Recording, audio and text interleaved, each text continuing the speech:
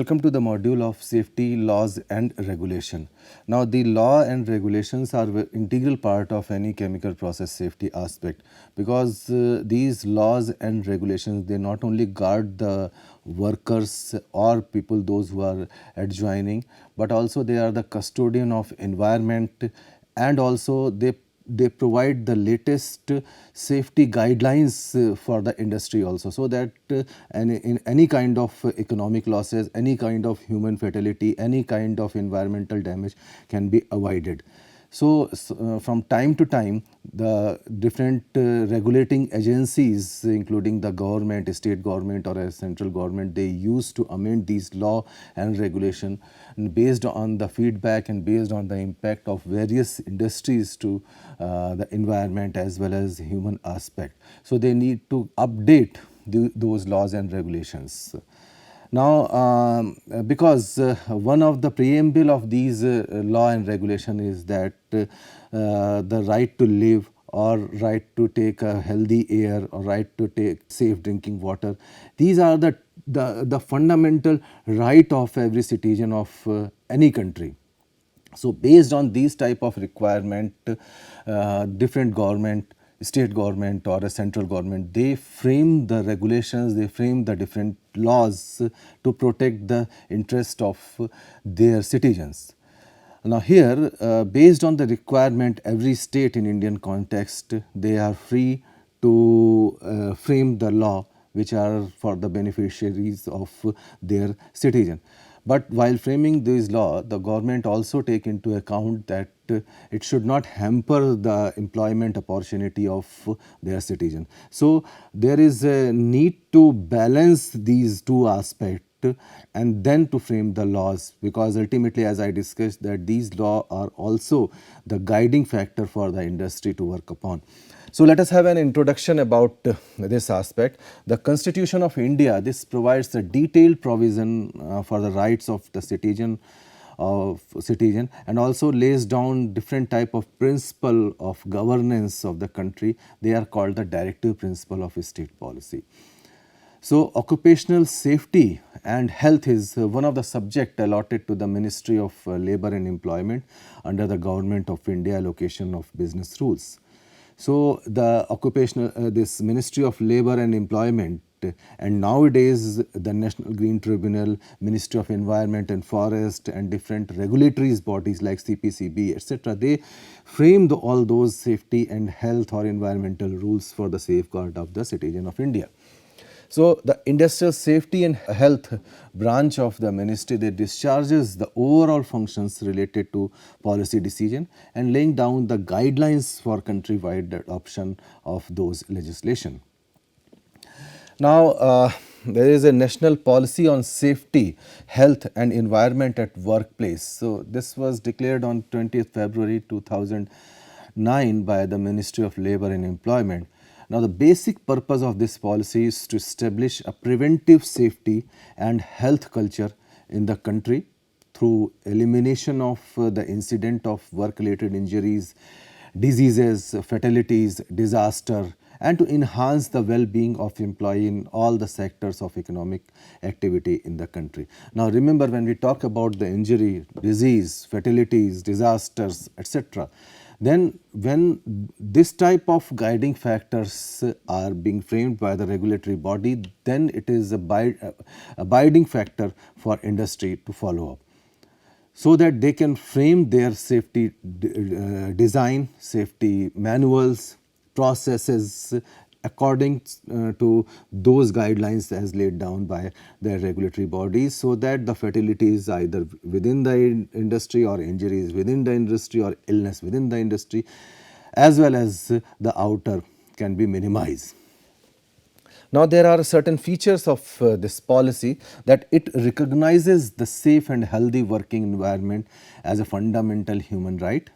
It aims at enhancing the well-being of the employee and the society at large by eliminating work-related injuries and diseases. It enumerates the goals to be achieved and brings into focus the objective of continuous reduction in the incidence of work-related injuries and diseases.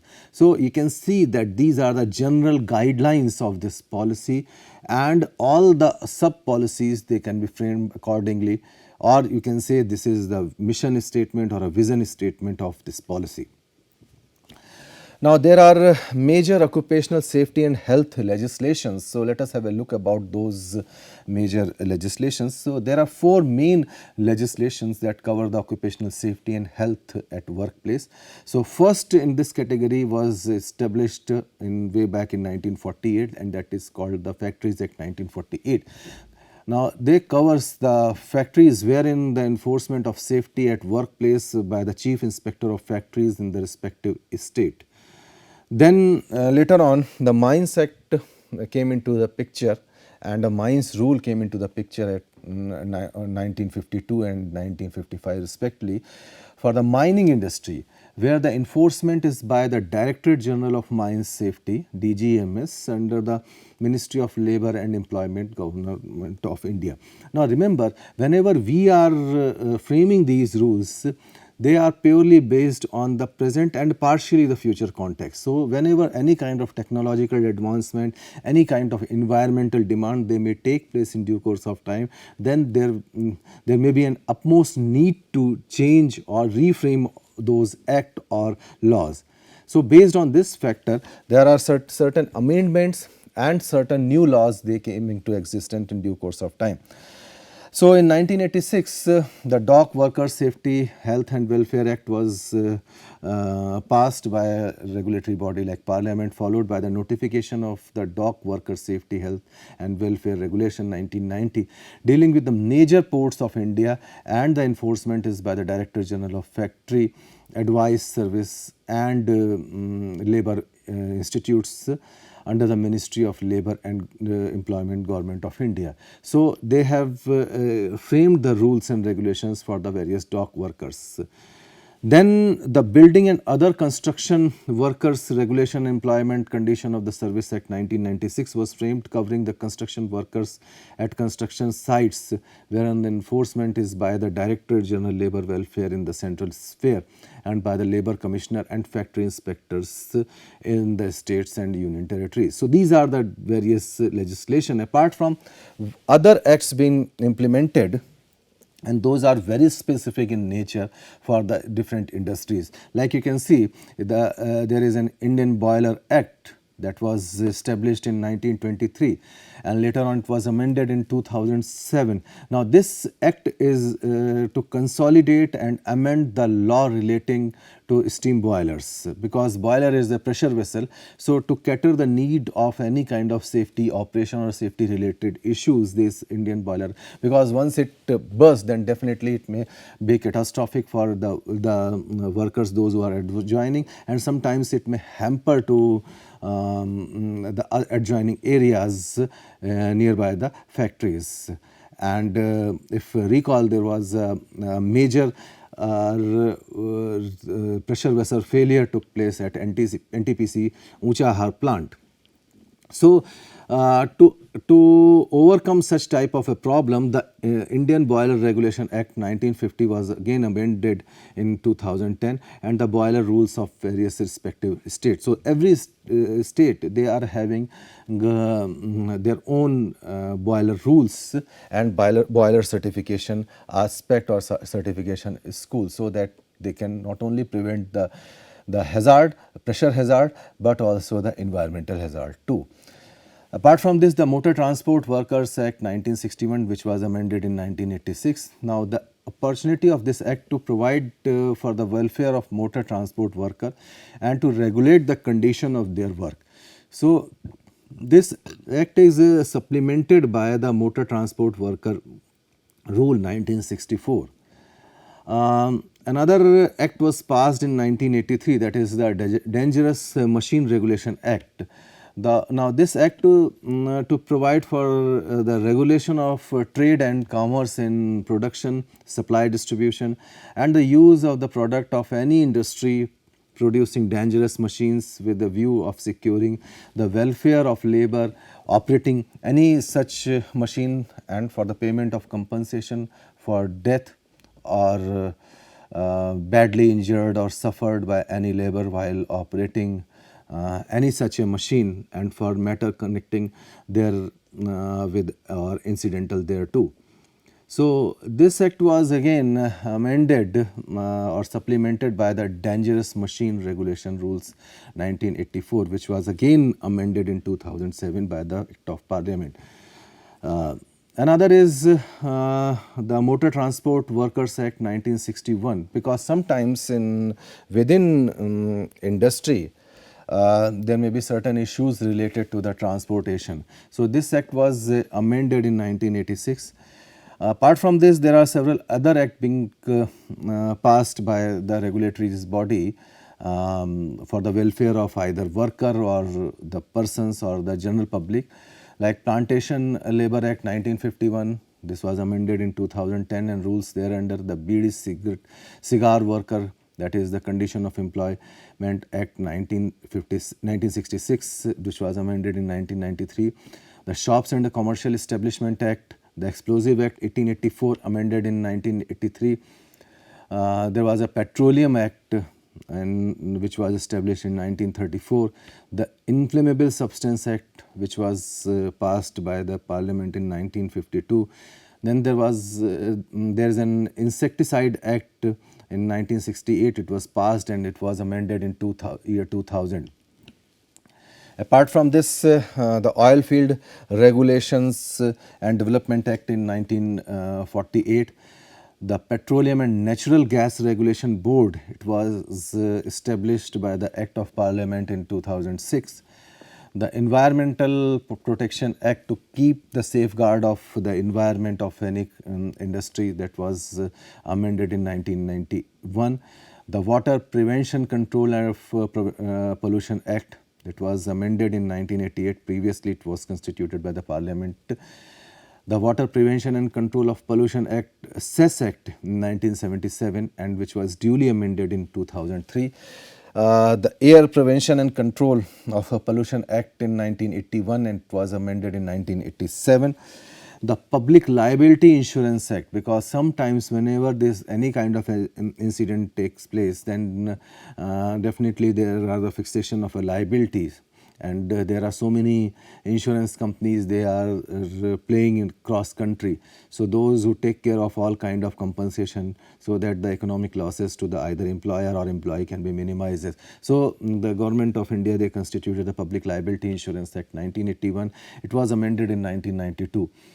Then in 2010, the National Green Tribunal Act to safeguard the environment was passed by the Parliament in 2010. Another is the Atomic Energy Act 1962, amended in 1987. Then Electricity Act, which was passed in 2003 and was duly amended in 2007. And the Disaster Management Act, that was passed in 2005. Now let us have a look about the compensation to employees. Now the compensation aspect is extremely important, because whenever any kind of injury or fatality or any kind of hazard takes place, then definitely the health aspect, physical fitness aspect, or life aspect of any employee, obviously it will be at the stake. So in that particular case, to fix the responsibility of the employer, the Workmen Compensation Act was passed in 1923. So which was in 2009 amended to the Employees Compensation Act. Now it provides for the payment by a certain class of employers to their employees compensation for injury by accident, and this covers all employees including the contract workmen that meet with an accident or they are affected by any kind of occupational disease, injury, illness, etc.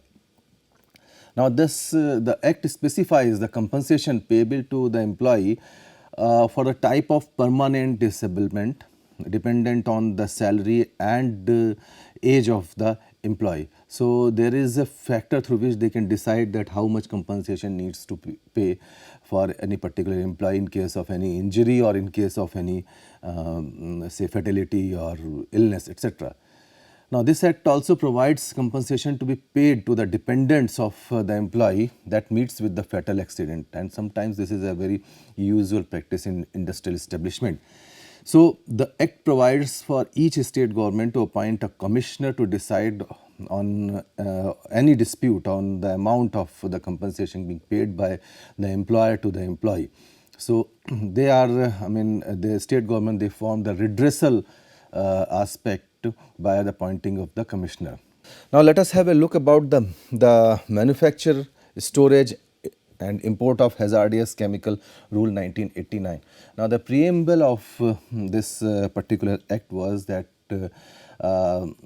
say for 1980 the growth of the chemical industry was tremendous by the establishment of different refineries, petrochemical plants, etc. So, there was a dire need to fix up the rules and regulations to cover all kinds of hazardous operations, including storage of chemicals, etc.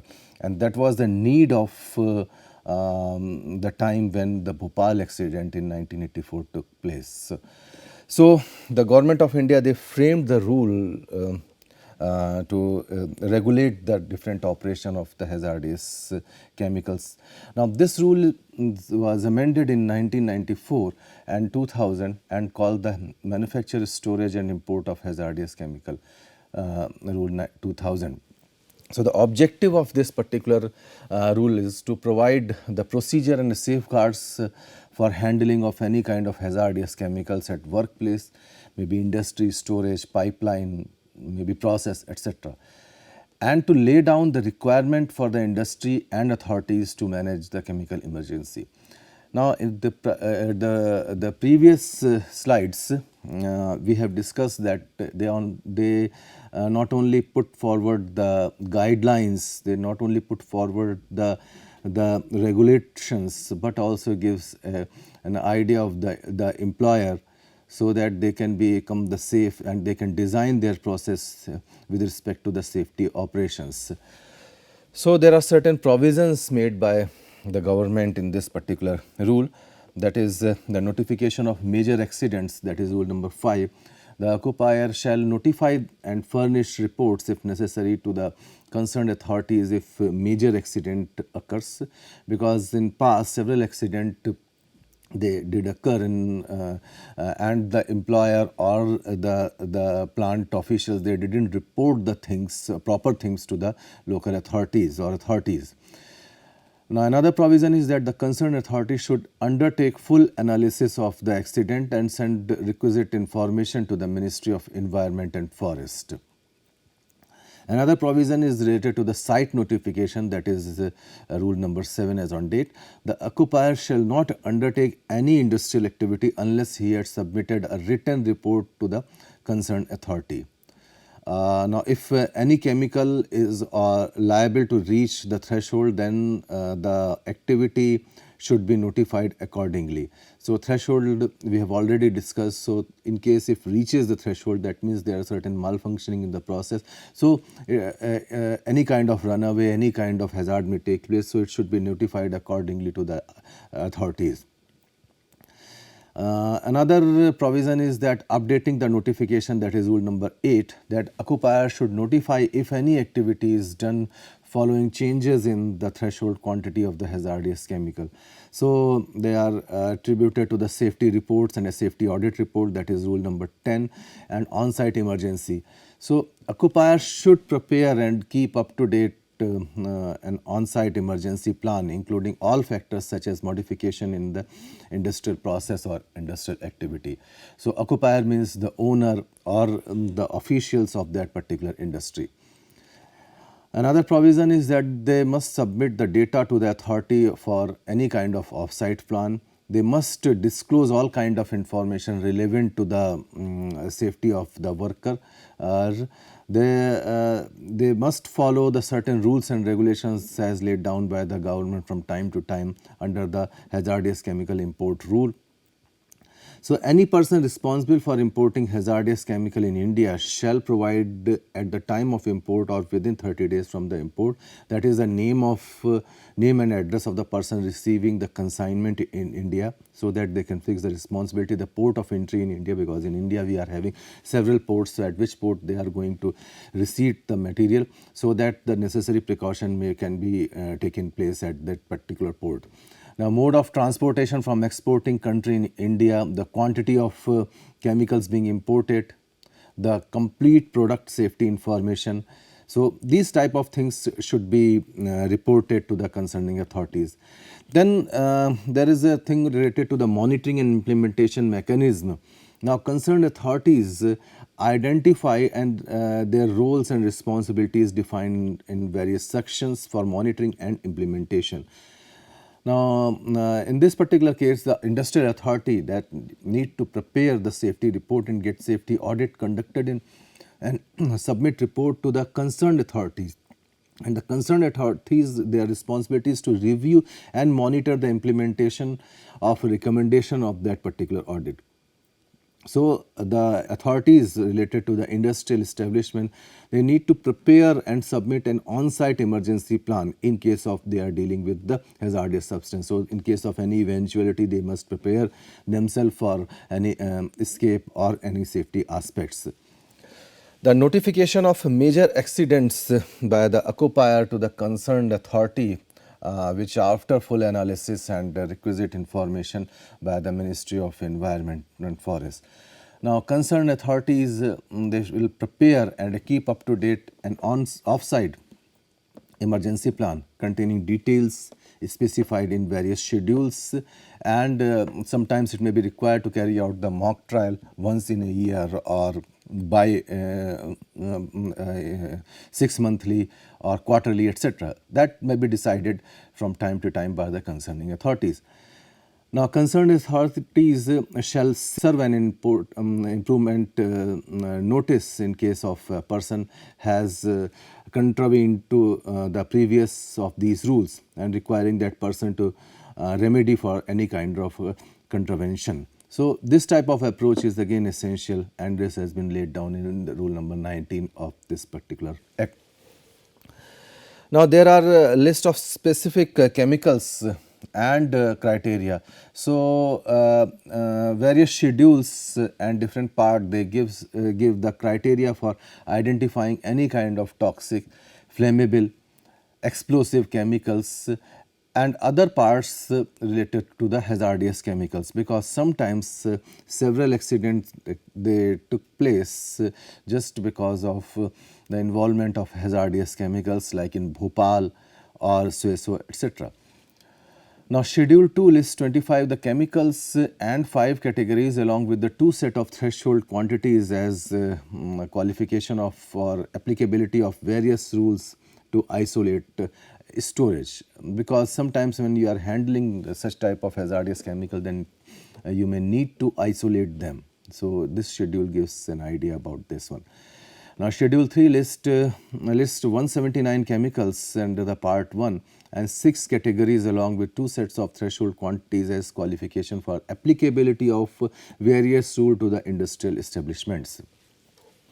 Now, these are this table reflects that different type of parameters of toxic chemicals. Now, you can see that degree of toxicity, then oral toxicity attributed to LD50 in terms of milligram per kilogram, then dermal toxicity with respect to LD50, then inhalation toxicity with respect to lethal concentration 50 in having the unit of milligram per liter. So, extremely toxic, highly toxic, toxic. So, their ranges are given with respect to these toxic chemicals. Then there are certain guidelines attributed to the flammable chemicals. So, flammable gases which at 20 degrees Celsius at a standard pressure of 101.3 kilopascal, they are ignitable when a mixture of 13% or less by volume with air, or have a flammable range with air of at least 12% point regardless of the lower flammable limit. Now there are extremely flammable liquids, the chemicals which have a flash point lower than or equal to 23 degrees Celsius and a boiling point less than 35 degrees Celsius. There are certain very highly flammable liquids, the chemicals which have flash point lower than or equal to 23 degrees Celsius and initial boiling point higher than 35 degrees Celsius. There are highly flammable liquids, the chemicals or liquid which have a flash point lower than or equal to 60 degrees Celsius but higher than 23 degrees Celsius. There are certain flammable liquids, the liquids those who are having the flash point higher than 60 degrees Celsius but lower than 90 degrees Celsius. So, this is the categorization of flammable chemicals. Now, there are certain things related to the explosives. We have already discussed the explosive in the different module. So, explosive means a solid or a liquid or pyrotechnic substance or a mixture of the substances or an article which is in itself capable of by a chemical reaction of producing gas at such a temperature and a pressure and such a speed as to cause the damage to the surrounding. One best example is the firecrackers. Now, which is designed to produce an effect by heat, light, sound, gas or smoke or a combination of these as a result of non-detonative self-sustaining exothermal chemical reaction. So, based on the data collected, you must prepare the database generation of the report. So, you must list the major accident hazard units, then the safety reports, safety audit reports, etc. Then on-site, off-site emergency plans, list of various hazardous chemicals imported into the country, then list of major accidents involving those hazardous chemicals. So, this covers the entire database. Now, another rule is the chemical accidents or emergency planning response rules in 1996. Now, the objective of this particular rule is to provide the administrative structure at different levels, maybe central, maybe state, maybe district or maybe local level for effective planning, preparedness and a response to the chemical accidents. Now, the provision of this rule is the constitution and function of Central Crisis Group, the constitution of Central Crisis Group Alert System, the constitution and function of a State Crisis Group SCG, then the constitution and function of District and Local Crisis Group, maybe DCG and LCG. Now, there are a certain list of specific chemicals and a criteria.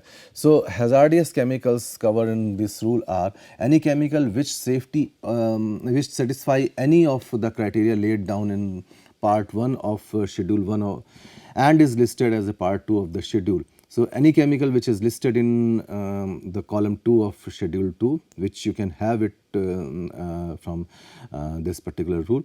Any chemical listed in column of schedule 3. Different schedules are given for the identifying the toxic, flammable and explosive chemicals, and those chemicals are listed in schedule 1, para 1. Similarly, different categories along with the quantities has been specified in this particular rule and which are listed in schedule 3. So, they have listed almost 179 chemicals with respect to this listing. The next aspect, once you have enlisted these chemicals, and monitoring and implementation mechanism.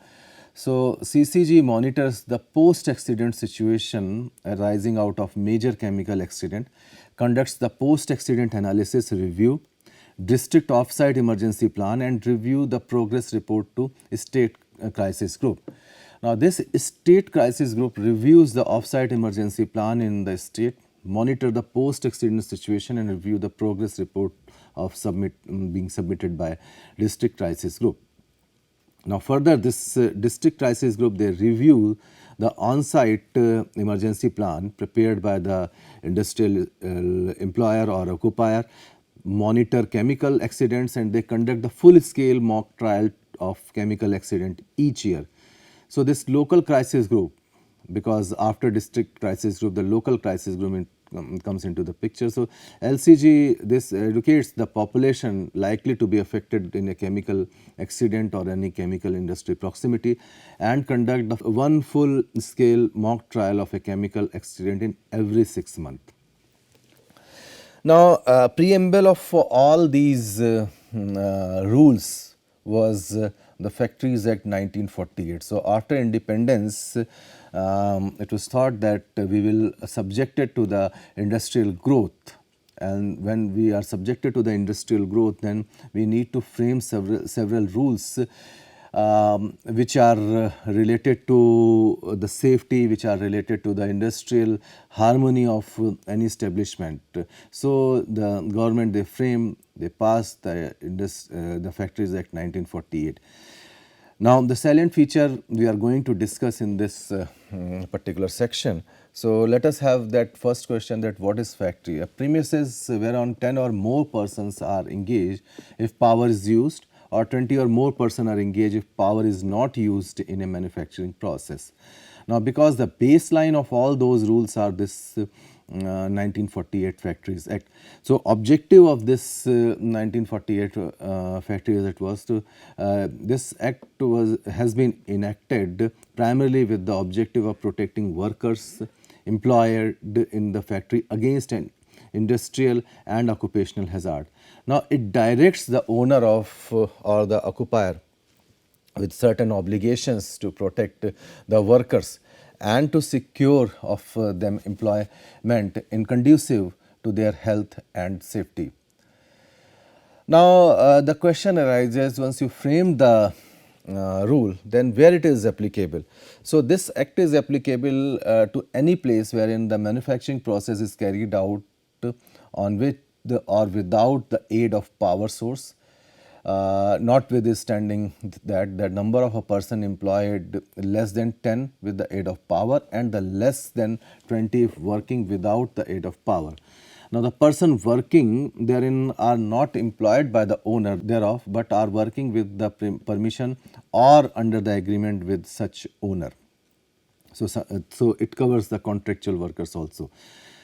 So, whenever we are talking about any kind of the process, then question arises that what is manufacturing process? So, the manufacturing process means any process used for making, alerting, repairing, ornamenting, finishing, packaging, oiling, washing, cleaning, breaking, demolishing, or otherwise treating or adopting any article or substance with a view to its use, sale, transport, delivery, or disposal of. So, you see that there is a wide coverage of all industrial operations.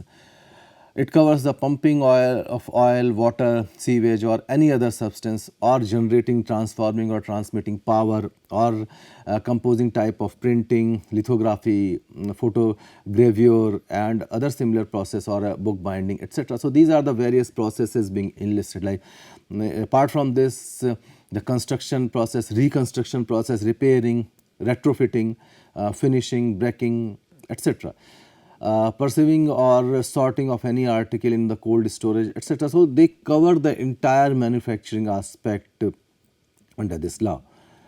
There are certain important features attributed to this particular law, that is the power to exempt during public emergency. Now, power to exempt any factory or any establishment or a class or a description of factories from all or any of the provision of this act during the public emergency. The notification is issued in the official gazette. The maximum time period for the exemption is 3 months. Another section deals with the approval, licensing, registration of different factories. So, making an application to the government or a chief inspector along with the duty certified plan and specification required by the rules. They send to the state government and the chief inspector by a registered post, and no order is communicated to the applicant within 3 months from the date on which it is so sent and the permission deemed to be granted. If the application is rejected, then appeal can be made to the government within 30 days of the date of such rejection. this is extremely important, that is the general duties of occupier. So, occupier shall ensure the health, safety and welfare of all workers while they are at work in that industrial establishment. Now, see, if we recall the latest amendment to the different rules, everywhere it is the responsibility of the occupier to ensure all these aspects which we have discussed in this particular line. Now, every occupier shall prepare a written statement of his general policy with respect to the health and safety of the worker. Now, bring such statement and any revision thereof to the notice of all the worker. So, you cannot amend all those things with respect to your own interest when you are an occupier. Another is that inspecting staff, the state government may appoint any authority, maybe the chief inspector, maybe the additional chief inspector, joint chief inspector, deputy chief inspector, etc. Now, they will prescribe their duties and the qualification, and every district magistrate shall be an inspector of for his district. Every inspector is deemed to be a public servant within the meaning of the Indian Penal Code. There are certain powers they were attributed to the inspectors, like enter the factory premises for investigation. They can examine the premises. They can inquire into any accident or a dangerous occurrence, require the production of any register, record or any other document, and they can seize or copy it. They can take the measurements and the photographs. So, they have you can say the n number of powers for the safeguard of the employee. Another feature was attributed to that particular rule was the disposal of waste and effluent. Now, there should be a proper arrangement of disposal of waste and effluent. Now, every organization should follow the rules imposed by state government and central government from time to time. So, this is mandatory for the occupier. Another thing was attributed to the ventilation and a temperature. Say there must be a proper level of ventilation, temperature and humidity, and it is the responsibility of the occupier to maintain it. Then they will make the provision for reducing any kind of excess heat, that may be because of the mechanical or because of the chemical. Another thing was attributed to the dust and the fumes. So, effective measures should be taken to prevent the inhalation or accumulation of dust and fumes. Now, if any exhaust appliances is necessary for it, it shall be applied as near as possible to the point of origin of the dust and fume or other impurities. So, you can say that they suggest the guideline for the safety designing. There must be certain provisions for the artificial humidification. Now, if humidity is developed artificially, keep it in limits so that it can the workers cannot exhaust. The water used for the humidification should be clean so that any kind of contamination to the worker be prevented. Another section deals with the drinking water aspect. So, they ensure that there should be a adequate supply of drinking water within the factory premises. Now, drinking points to be marked as a drinking water. Nowadays, the proper pictorial figures they are being used for marking of such drinking water. Now, they should be at least 6 meters away from washroom, urinal, latrine, spittoons, etc. For workers greater than 250, the cool water facility is also be implied or implemented within the factory premises. Then there was a section related to the fencing of a machinery. So, every moving part of a prime mover and every flywheel connected to a prime mover, whether the prime mover or a flywheel is in the engine house or not, the head race and the tail race of every water wheel or a water turbine, any part of the stock bar with the projects beyond the headstock of a lathe, and every dangerous or moving part must be securely fenced, and that was being mandatory in this Factories Act 1948. Another section dealt with the machine in motion. So, examination of a machinery in motion not only by the specially trained adult male worker wearing tight fitting clothing so that any kind of hazard may be prevented. So, no women or children should be allowed to work. That was the provision being made in the Factories Act 1948. Another section dealt with the employment of a young person on dangerous machines. So, no young person, that is between 14 to 18 years of age, should be allowed to work on dangerous machine. And later on, the rule has been made that the young person below the age of 18 should not be employed under any circumstances in any establishment. And under the section 35, there was a provision for the protection of eyes. So, it was mandatory to provide the goggles if the worker have to work on something stretching to the eyes. There was a section related to the dangerous fume that they prohibited to employ worker in place where the dangerous gas fume is supposed to be present. Then the practicable measures should be taken for the removal of any kind of a gas or a fumes that was being mandatory under the section 36. So, in this particular module, we had discussed about the various laws, rules, regulations being applicable for various kind of chemical processes in Indian context, and we discussed that how these rules and regulations, they are beneficials not only for the person, those who are working within the establishment or living at the periphery, but they also provide a very guiding tool for the proper designing of any kind of chemical process establishment. So, in case if you have further queries or reading, then you may refer to the references which are listed in this particular slide. Thank you very much.